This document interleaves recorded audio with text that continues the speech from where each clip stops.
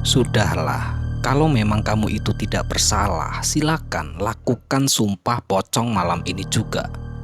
Desak para warga kepada seorang wanita yang bernama Sundari. Ya, wanita itu tengah menangis di sofa berwarna coklat tua. Tubuh wanita itu pun bergetar karena beberapa orang menyeretnya dengan paksa ke balai desa. Belum kering tanah pemakaman suaminya, bahkan taburan bunga saja masih tampak segar. Namun kepedihan itu belum berakhir. Justru Sundari malah dihadapkan kepada fitnah warga yang menyebutkan jika suaminya mati karena ditumbalkan olehnya. Seorang wanita tua menangis di depan pintu. Dia adalah ibu mertua Sundari, Bu Hana namanya. Ya, Bu Hana merasa bimbang antara yakin dan tidak jika menantunya bisa setega itu. Tak ada yang membela Sundari, ia hanya anak yatim piatu. Hidup sebatang kara. Setelah 1 tahun yang lalu, ibunya juga meninggal. Sundari hanya pasrah meratapi caci dan makian para warga yang memintanya melakukan sumpah pocong. Sumpah yang dipercaya paling berbahaya karena karmanya selalu dibayar kontan. Pak Lurah, Pak, demi Tuhan Pak, saya tidak pernah bersekutu sama setan Pak. Kalau saya melakukan itu, mungkin saya sudah jadi kaya raya Pak. Tapi faktanya gimana Pak? Saya tidak punya apa-apa Pak, ucap Sundari terseduh-seduh. Sudahlah Neng, sudah. Ikuti saja apa permintaan dari warga sekitar, jawab Pak Lurah kepada Sundari. Padahal ia berharap kepada Pak Lurah bisa bersikap bijaksana, tetapi dia malah terkesan memperkeruh suasana. Sundari semakin terseduh menangisi nasibnya yang selalu penuh nestapa. Merasa suasana semakin bising, Sundari pun gegas menghapus air matanya. Ia merasa tak perlu ada yang ditakutkan, toh sumpah pocong akan berlaku hanya untuk orang yang benar-benar bersalah, sementara dirinya merasa ada di pihak yang benar. Sundari berdiri seketika, lantas ia berkata, "Saya tidak merasa bersalah, jadi mari kita lakukan saja Pak Lurah," ucap Sundari dengan nada tinggi. Mendengar pernyataan Sundari, Mak Minah langsung menarik tangan wanita berdres hitam dengan selendang hitam tersemat di kepalanya itu. "Jangan Neng, jangan. Pak Mali, sumpah pocong itu dosanya besar Neng," ucap Nek Minah kepada Sundari. "Sudah, nggak apa-apa Mak. Saya tidak mau harga diri saya diinjak-injak kayak gini. Kalau sampai saya terbukti tidak bersalah, saya bersumpah seluruh orang yang datang di sinilah yang akan menanggung akibatnya," jawab Sundari dengan sangat tegas. Matanya pun berbinar menatap semua orang yang ada di sekelilingnya. Ia sangat murka kepada orang-orang yang memfitnahnya. Semua orang langsung berbisik. Sebagian tidak percaya bahwa Sundari bisa punya nyali untuk melakukan ritual tersebut. Ada yang juga berubah haluan jika Sundari memang tidak mungkin sampai bersekutu dengan setan seperti desas-desus yang beredar. Sundari bukanlah orang bergelimpang harta. Dia hanya seorang gadis biasa, bekerja sebagai pemetik daun teh di kebun Pak Lurah. Banyak pria yang mengejarnya, tetapi hanya Agus yang bisa memikat hatinya. Itu pun penuh perjuangan karena siapapun pria yang mendekat maka selalu saja terkesan sial. Agus berhasil meyakinkan orang tuanya kalau sial itu tidak ada. Akhirnya pria itu menikahi Sundari. Tetapi apalah daya, baru beberapa hari menjalani mahligai rumah tangga, harus kandas, dipisahkan oleh kematian yang datang secara tiba-tiba. Beberapa warga keluar menuju masjid samping gedung. Mereka diperintahkan Pak Lurah supaya mengambil segala keperluan untuk nanti malam. Sumpah akan dilakukan di gedung balai desa. Sementara itu, Sundari dilarang pergi karena dikhawatirkan melarikan diri. Waktu demi waktu pun terus berlalu, hingga akhirnya waktu malam pun telah tiba. Akan tetapi malam ini terasa sangat mengerikan. Gemuruh kilat dan petir saling sahut menyahut. Hujan serta angin membuat kengerian para penghuni rumah di desa tersebut. Mereka sibuk menutup jendela dan pintu, mengingat malam ini akan ada proses sumpah yang membuat hawa seakan berubah mencekam. Para wanita memeluk anak-anaknya di dalam kamar dengan selimut tebal, sedangkan sang suami berpesan, "Jangan sekali-kali keluar jika ada suara aneh yang muncul secara tiba-tiba." Sedangkan para pria pergi ke gedung balai desa. Di sana Sundari sudah diurus layaknya seorang jenazah, hanya tersisa wajahnya saja. Ia merasa tubuhnya kaku saat tubuh kurusnya itu terbalut dan diikat oleh kain kafan putih. Jantungnya tak karuan, merasa aliran darah berdesis lebih cepat. Seorang pria tua berpakaian serba putih bertugas untuk mengawal proses sumpah yang akan diucapkan Sundari. Ia sudah duduk di samping Sundari dengan memegangi kitab suci. "Neng, coba dipikir-pikir lagi. Jangan sampai menyesal," kata pria itu yang mendapat tatapan tajam dari beberapa orang sebab dianggap mempengaruhi Sundari. "Gak apa-apa, Pak. Biar mereka semua puas. Mari Pak, kita mulai saja," jawab Sundari. "Ya sudah, yang penting Bapak sudah mengingatkan kamu ya. Silahkan Neng." Pria tua itu meminta Sundari membaca sumpah sebagai penepisan bahwa yang dituduhkan tidak benar. "Saya bersumpah tidak pernah bersekutu dengan setan. Jika saya berbohong, maka saya siap mati menyusul ibu dan suamiku. Tapi jika saya tidak bersalah, maka kutukan dan bencana besar akan menimpa desa ini," ucap Sundari dengan sangat tegas. Suara itu lantang dia ucapkan bebarengan dengan hembusan angin yang membuat salah satu jendela terbuka, menghasilkan suara dentuman keras karena berbenturan dengan tembok. Petir dan kilat kian riuh. Semua orang terkejut, sedangkan pandangan Sundari mulai mengapur. Tenang semua, tenang. Maklum, ini lagi hujan angin. Jangan tutup jendelanya," pinta Pak Lurah. Suasana ngeri tadi mulai mereda. Mereka mendadak takut karena alam dianggap mendengar sumpah dari Sundari. Akan tetapi Pak Lurah tetap meminta warga untuk tidak berasumsi macam-macam. Proses ini sudah selesai. Kita lihat besok apa yang akan terjadi. Jika Neng Sundari berbohong dan jika Neng Sundari tidak bersalah, mari kita lihat hari esok apa yang akan terjadi, ucap pria tua itu. Setelah prosesi sumpah pocong telah usai, Sundari pun kembali ke rumah dengan berjalan lesu, menapaki tanah pekarangan yang sebagiannya ditumbuhi rumput halus dan bunga kenikir berwarna ungu. Jejak-jejak lumpur di sandal itu turut naik ke telapak kaki Sundari yang putih. Hari yang penuh dengan hujan disertai angin selama prosesi sumpah pocong telah mencapai akhir. Begitu pula hari yang cukup melelahkan telah dilewati oleh perempuan itu demi memenuhi keinginan para warga. Gaun hitam sepetis yang dikenakan Sundari terlihat basah di sisi ujung. Air-air yang tak sengaja tersibak dari rerumputan di jalan tadi berpindah ke bagian rendah-rendah di tepian kain. Tetesannya jatuh saat Sundari naik ke teras yang hanya berlantaikan semen rendah. Sundari mulai mendudukkan dirinya dengan lunglai pada kursi teras. Ada desah dan lenguh kesal yang membuat dadanya tersengal. Aura kesedihan masih melekat pada diri perempuan itu, ditambah lagi dengan pakaian yang serba hitam yang seolah membuatnya dirangkul kedukaan untuk waktu yang lama.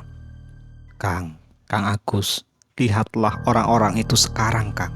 Mereka malah mengusikku, mengusik kita, Kang. Gumam Sundari dengan mata kosong dan sembab.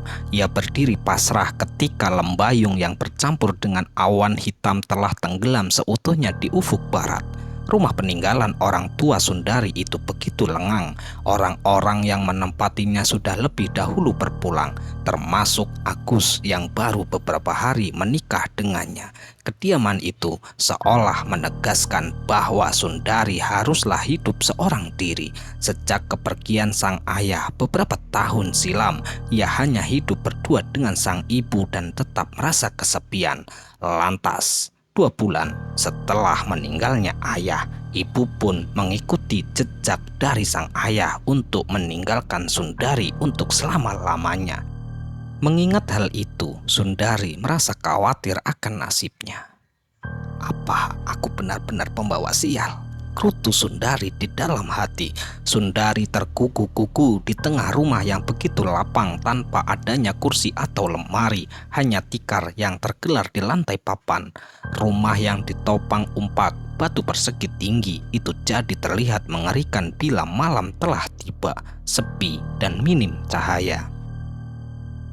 Bohlam 5 watt yang biasa menerangi luar rumah pun putus sehingga pekarangan menjadi gelap gulita.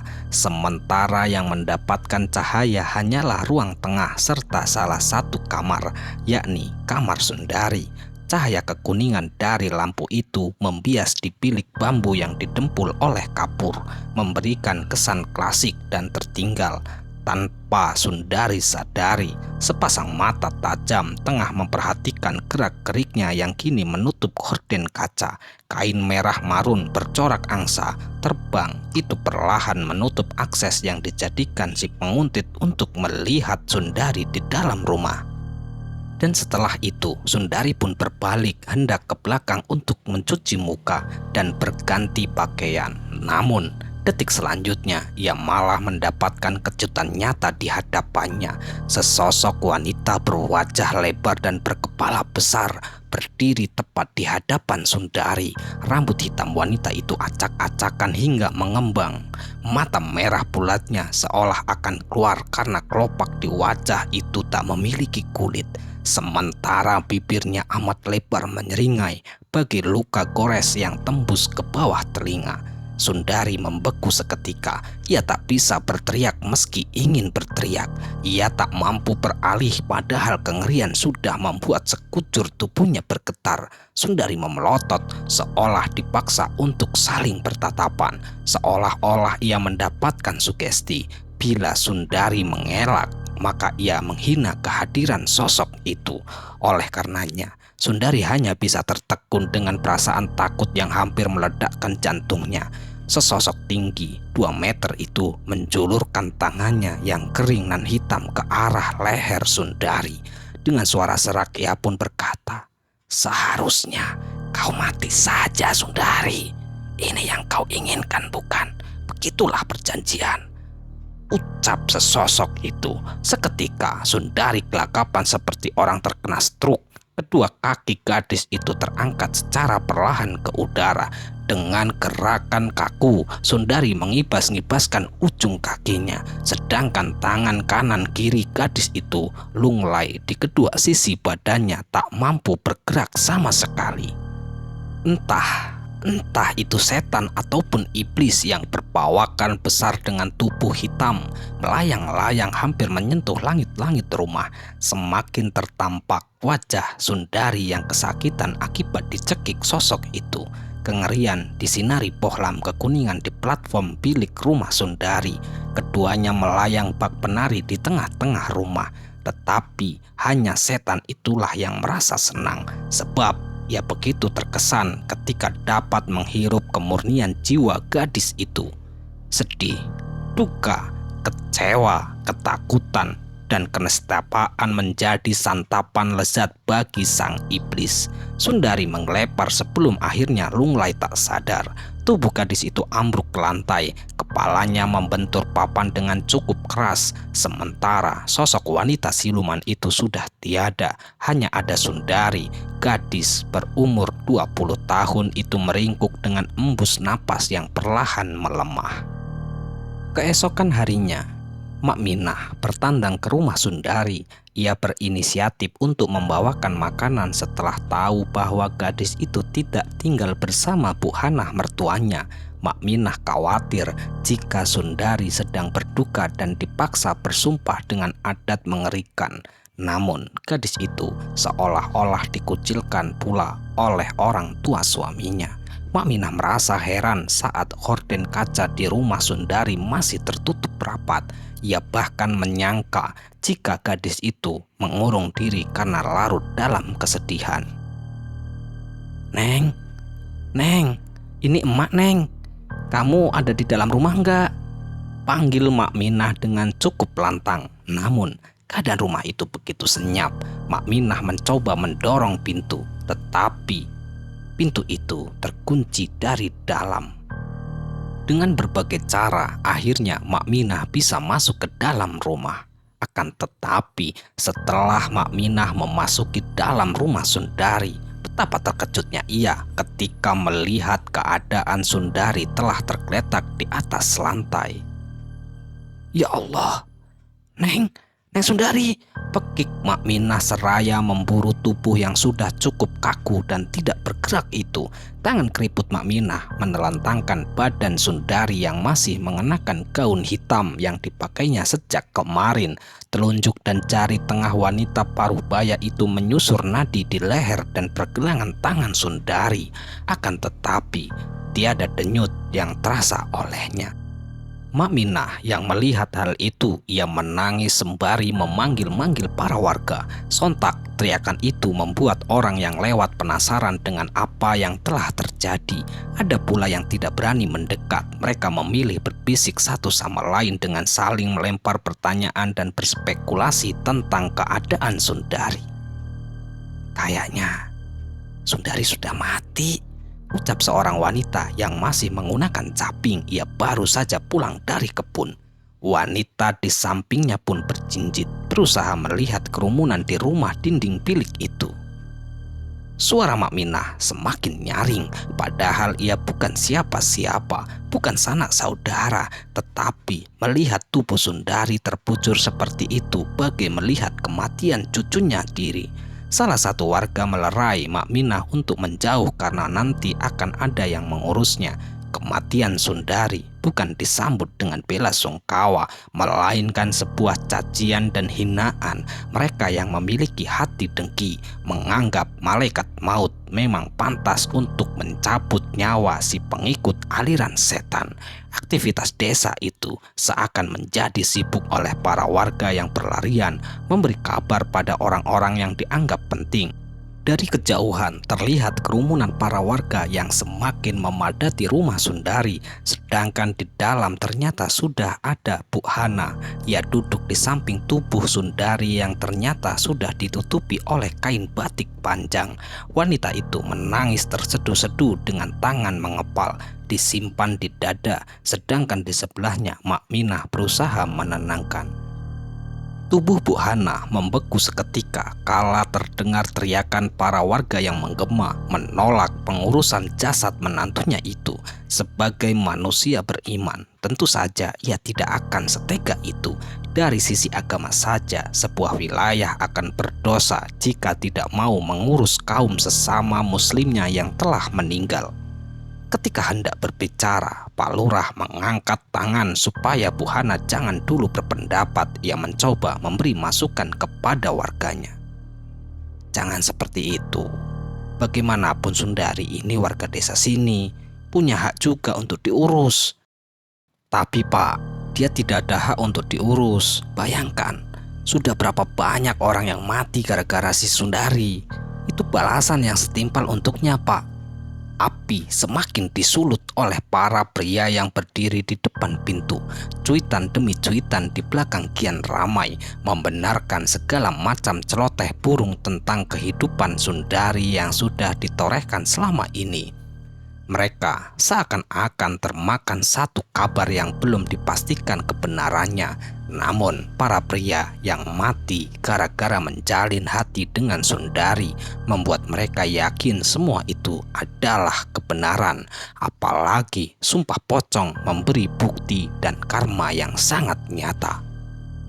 Percekcokan pun terjadi. Bagaimanapun keadaan Sundari, dia tetaplah menantunya. Ia belum yakin sepenuhnya jika Sundari pelaku pemujaan setan. Apa daya, suara lantang dari seorang perempuan lemah terlalu kalah oleh geraman para pria. Dan singkat cerita, para warga yang sudah termakan isu bahwa Sundari adalah seorang gadis pembawa sial, akhirnya jasad Sundari pun dikuburkan tanpa diurus seperti bagaimana mestinya. Tubuh Sundari hanya dimasukkan ke dalam liang lahat bagaikan bangkai seekor kambing yang dikubur agar tak menimbulkan bau bangkai. Dan di saat itu, setelah selesai menguburkan jasad Sundari yang tak layak, tiba-tiba saja hujan turun dengan sangat deras. Petir pun saling sambar menyambar, bahkan atap rumah para warga sebagian berterbangan karena terkena tiupan angin yang sangat kencang. Waktu demi waktu pun terus berlalu, akan tetapi hujan tak kunjung reda. Bahkan hujan itu terus mengguyur yang membuat desa itu terendam banjir. Bahkan rumah para warga ada yang hanyut bagaikan tersapu oleh gelombang arus sungai yang sangat deras. Para warga histeris dan ketakutan. Bahkan mereka semua ada yang meyakini ini semua bisa terjadi karena sebuah karma telah menfitnah orang yang tak bersalah. Keadaan desa itu semakin mencekam. Kilatan petir masih terlihat jelas. Walaupun air hujan sudah mulai reda, namun tiupan angin masih terasa. Para warga yang merasa panik, akhirnya mereka ada yang berlari untuk menyelamatkan diri. Namun mereka malah hanyut terbawa arus. Hingga akhirnya suasana desa itu pun mulai reda. Puing-puing rumah para warga dan balai desa tempat saksi bisu yang dijadikan tempat sumpah pocong itu pun hancur rata dengan tanah. Para warga yang selamat berbondong-bondong mencari sanak saudara dan para tetangga yang tak kunjung terlihat. Para warga mulai menemukan sanak saudaranya, akan tetapi mereka ditemukan telah tak bernyawa. Salah satu di antara mereka yang menjadi ganasnya hujan badai adalah Pak Lurah yang ditemukan di bawah puing-puing bangunannya rumahnya sendiri. Para warga tak pernah merasakan bencana seperti ini. Walaupun di desanya terdapat sungai besar, namun tak pernah meluap. Bahkan hujan badai yang jatuh tak pernah membuat desa itu hanyut terkena banjir. Akan tetapi, musibah kali ini sangat dahsyat, bagaikan hukum karma bagi para warga. Dan ada yang meyakini musibah ini ada kaitannya dengan ucapan Sundari, bahwa jika dirinya tidak bersalah, maka desa ini akan terkena kutukan dan musibah. Sebuah musibah terjadi setelah pemakaman Sundari yang tak layak, bagaikan menguburkan binatang yang dianggap ia meninggal karena sumpah pocongnya. Apakah mungkin semua ini bisa terjadi adalah hukum karma dari perbuatan para warganya sendiri? Selesai. Ya, sekian cerita dari salah satu sahabat kita ya. Semoga cerita ini bisa menghibur dan cerita ini bisa bermanfaat yang kami harapkan. Dan kami ucapkan mohon maaf yang sebesar-besarnya jika ada kata-kata yang salah yang kami sampaikan di dalam cerita. Dan kami ucapkan pula terima kasih banyak kepada teman-teman semua yang telah mendukung kami. Semoga amal kebaikan teman-teman dibalas oleh Allah Subhanahu wa Ta'ala berupa hal-hal yang lebih baik dan lebih bermanfaat dalam kehidupan kita semua. Dan untuk teman-teman yang sedang sakit, semoga diberi kesembuhan. Yang sedang mengalami kesulitan, semoga diberi kelancaran dalam segala hal. Amin, amin ya robbal alamin. Dan untuk teman-teman dimanapun berada yang belum mendukung kami, silakan dukung kami dengan cara klik tombol subscribe-nya, agar kami ini lebih bersemangat lagi membuat cerita-cerita terbaru di channel Kegelapan Sunyi. Bye, sampai jumpa di cerita selanjutnya. Akhirul qouli, wassalamualaikum warahmatullahi wabarakatuh.